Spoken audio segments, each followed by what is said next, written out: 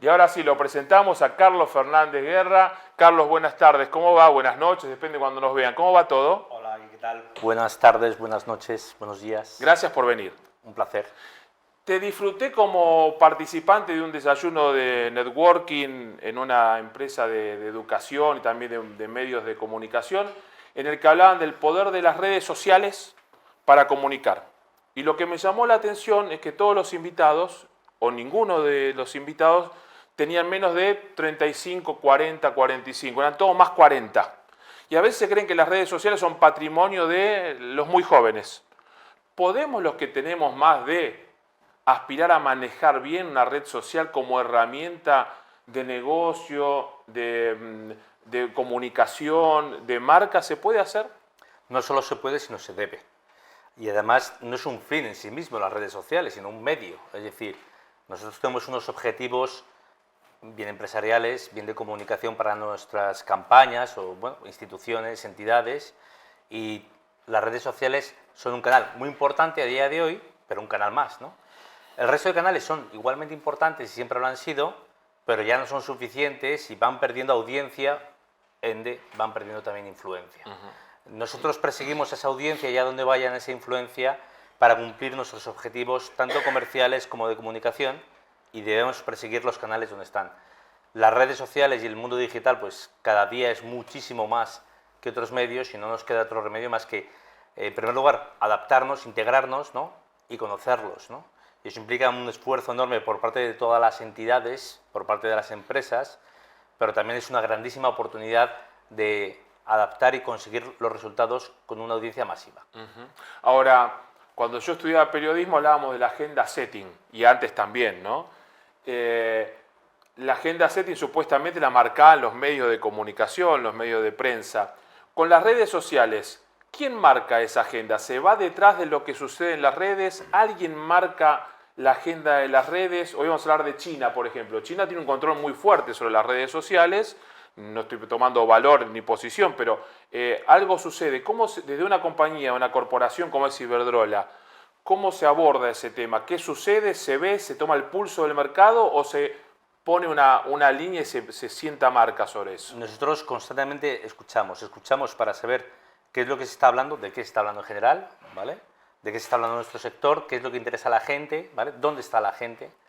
¿Cómo podemos aprovechar el contexto, en definitiva, para integrarnos en él y bueno, dar a la audiencia, a los clientes potenciales y no clientes, a la sociedad, bueno, a los distintos stakeholders, aquello que necesita, ¿no? Cómo integrarnos, cómo integrarlo en nuestros objetivos de comunicación, adaptar nosotros nuestro lenguaje, nuestro contenido, nuestros formatos a todo ello, pero requiere mucha escucha, ¿vale? Mucha humildad para decir, oye, yo no sé todo, sino que la gente nos va a decir de qué quieren, qué les interesa, ¿no? Y qué debo hablar o qué debo enfocar, ¿vale? Para conectar con esas audiencias. La empresa se puede valer, una empresa, vamos al caso Iberdrola, o una corporativa del tamaño de Iberdrola, ¿se puede valer por la generación propia de contenido que le interese a su audiencia en redes sociales o tiene que valerse de figuras como los que conocemos como influencer? Sí o sí hay que generar sinergias con los influencers o no. Yo más bien me atrevería a decir que, por un lado, ambas cosas son necesarias, ¿vale? Y es jugar con esa cuestión sin olvidar de que el contenido en sí mismo pues vale muy poco. Lo que necesitamos es que ese contenido llegue a una audiencia, conecte con esa audiencia, impacte, ¿vale? Y consiga el objetivo. Pero todo el canal no vale de nada hacer un contenido que llega a muy poca gente, ¿no? Y que no, encima no sabe transmitir o no logra el objetivo. Esto implica un esfuerzo enorme, persecución de audiencias, como te decía, para conseguir esa influencia, y esa credibilidad o esa reputación no se consigue tanto si lo decimos nosotros como si lo dicen otros. Y eso es evidente, ¿no? Siempre nos hemos apalancado, por decirlo de una forma, en medios de comunicación, los profesionales de la comunicación, en los medios, porque transmitía mucha credibilidad, no solamente mucha audiencia, mucha llegada, sino también mucha confianza, generaba reputación, ¿no? Y nos ayudaba mucho en nuestros objetivos. Y el problema es que tenemos que asumir que se ha dispersado absolutamente y que tenemos que perseguir otras formas, ¿no? Otros canales para conectar con nuestros clientes, con nuestros stakeholders, ¿no? Y conseguir nuestros objetivos de comunicación. Siempre se persigue la cantidad en la comunicación, o a veces se puede percibir la calidad sin importar tanto la cantidad de impactos que tenga esa comunicación? En una época, yo estoy nostálgico hoy, existía la gerencia de relaciones institucionales, donde lo que importaba era la marca, la empresa como tal, no la masividad. Hoy se sigue cuidando la marca de la empresa y a veces hay objetivos que no necesitan que sean masivos al comunicar en redes sociales. Sigue existiendo esa distinción de públicos y esa distinción de stakeholders, y de hecho incluso en las redes sociales. Es decir, en LinkedIn, por ejemplo, es evidente que LinkedIn tiene una audiencia muy selectiva comparada con TikTok, por ejemplo, ¿no? Lenguajes totalmente distintos, contenidos totalmente distintos, ¿no? Y nos permite o nos exige tener un lenguaje totalmente distinto y un formato muy distinto para uno y para otro. El LinkedIn queremos pensar que están los profesionales, ¿vale? Y podemos elevar el tono, o las relaciones institucionales, la portavocía que nos sirve gracias a través de X, bueno, la antigua Twitter, llamémosle como queramos, pero que es para la portavocía, la inmediatez y totalmente distinto, ¿no?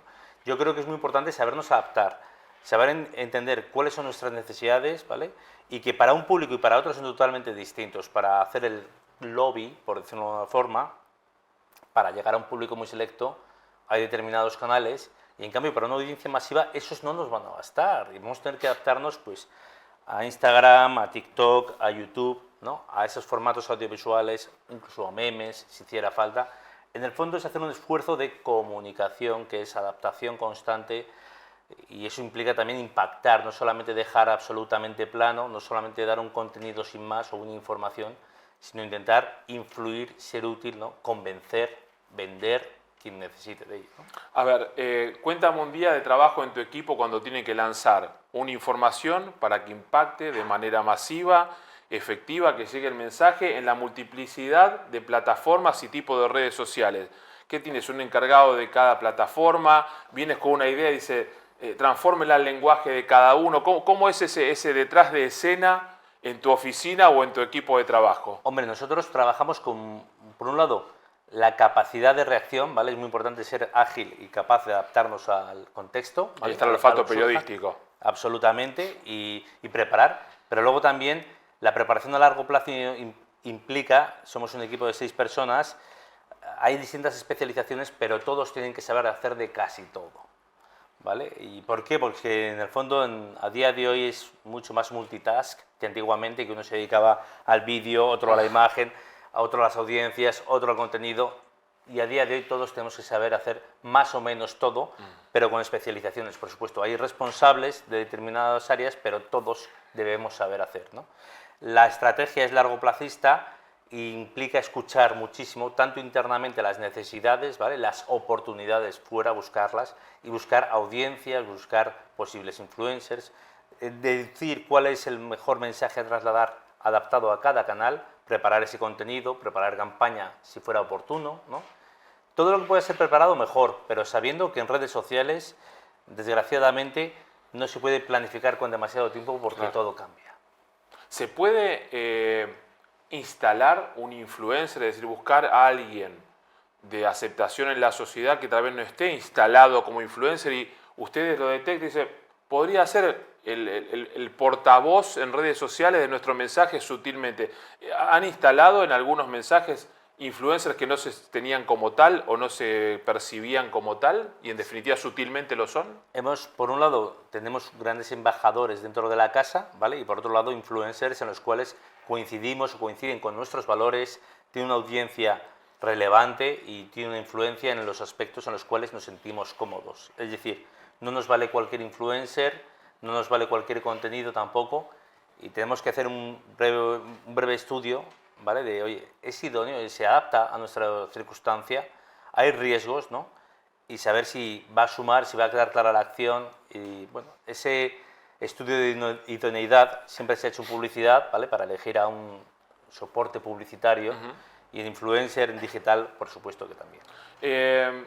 Carlos, a la hora de tomar una decisión de ustedes son una empresa de servicios y te escucharon una charla que lo difícil en redes sociales es cuando algo que salga mal y 100 cosas que salen bien, en las redes sociales siempre va a repercutir y mucho lo que sale mal. En situación de crisis, en una empresa corporativa de servicios como es Iberdrola, ahí está la reacción, cómo se actúa en redes sociales? Porque me imagino que en X o Twitter empiezan a llegar las críticas inmediatamente y es difícil mediar esas situaciones.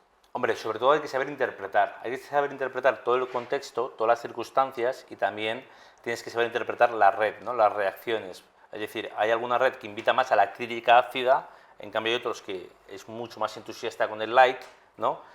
Incluso el cachondeo o la seriedad profesional.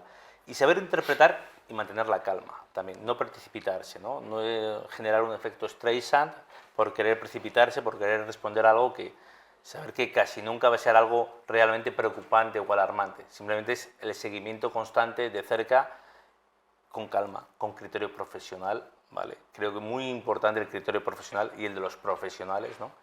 Y luego el ser transparente, orientado a la gente, saber contar, ¿vale? Ser útil a la gente, manteniendo la calma y también con humildad. Creo que es muy importante. Y esta es de equipo de otras áreas. Tal vez no conocen lo difícil que es gestionar las redes sociales de una empresa corporativa. Y en una empresa corporativa hay muchas áreas. Cuando sucede algo, una crisis, y tienes que manejarla, y tú dices, calma, ver cómo evoluciona, y das una receta de tranquilidad y no impacto y reacción. ¿Qué es más difícil? ¿Contener a quien te critica por las redes sociales o el frente interno de decir, nos están matando con la crítica? No, tiempo. Es mucho más difícil la segunda parte. Desgraciadamente, pedir a la gente, tranquilo, ya estamos en ello, ¿vale? Decirle a la gente, estamos haciendo seguimiento, confía en los profesionales. Yo siempre suelo decir, pues oye, en la seguridad, en la salud, en las legales, yo no opinaría de ninguno de esos aspectos, ¿vale? O me fiaría del criterio profesional, y aquí es muy importante el criterio profesional. Escuchar a todo el mundo, por supuesto, y tratar también de ser didáctico con todos los demás, también internamente, es muy importante, ¿no? Pero creo que debe vencer el criterio profesional. Siempre suelo decir una broma, si alguien se equivoca, mejor que se equivoque el profesional de ello. Había un viejo dirigente del fútbol argentino que fue autoridad de la FIFA y todo, que decía, lo tenía en su anillo, ¿no? No quiero dar una analogía, decía, todo pasa. En definitiva, todo pasa. Hay que ver cómo llegamos a que transcurra con el menor ruido posible y los menores daños posibles. Carlos, para finalizar, para quienes estén viendo en este momento, una pequeña empresa, un emprendedor, una persona de más 40, o hay gente que tiene mucho dinero, grandes empresas que dicen, no, yo en redes sociales no. ¿Por qué tienen que estar sí o sí en las redes sociales y un consejo de 20 segundos para gestionarlas? Vale, en primer lugar, yo no sé si tienen que estar todos en redes sociales, pero sí todos tienen que hacer un análisis detallado de potencial y de riesgos, ¿vale? Un análisis DAFO en definitiva, de estar o no estar en qué redes sociales o en el ámbito digital, una comunicación digital. Luego creo muy importante el criterio profesional, ¿no? Y luego el conectar, perseguir a las audiencias, a los stakeholders, ¿no? Mostrar nuestro potencial para conectar con nuestros posibles clientes, crecer, ¿no? Y generar una marca, eso que llaman marca personal si eres profesional o una marca digital si eres una empresa. Carlos, muchísimas gracias por haber venido a Corporate Talks, un lujo tenerte en nuestro programa y por supuesto aprendiendo siempre. Yo te sigo como oyente, hoy tuve el privilegio de tenerte en mi programa. Muchísimas gracias. Gracias por venir. Un placer.